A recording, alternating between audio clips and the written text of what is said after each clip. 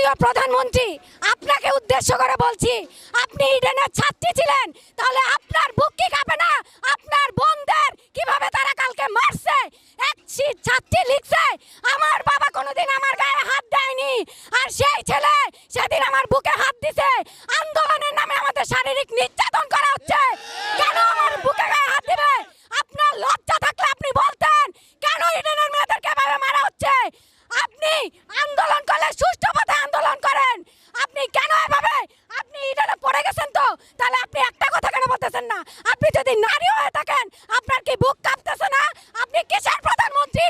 আমরা চাই আপনি রাস্তায় নামুন, আপনি আইসা দেখেন আপনার বাবা যে দেশ স্বাধীন করে গেছে সেটা কি আদৌ স্বাধীন না নামে স্বাধীন? আপনার পিতা বলছিল, যদি মানুষের পতন আসে তাহলে সে পদে পদে ভুল করে। আজকে আপনি চার প্রামাণ্য প্রমাণ দিয়েছেন যে আপনি আমাদের রাজাকার বলে ভুল করেছেন। তার জন্য আপনার আমাদের কাছে ক্ষমা চেতে হবে এবং কোটা সংস্কার করতে হবে।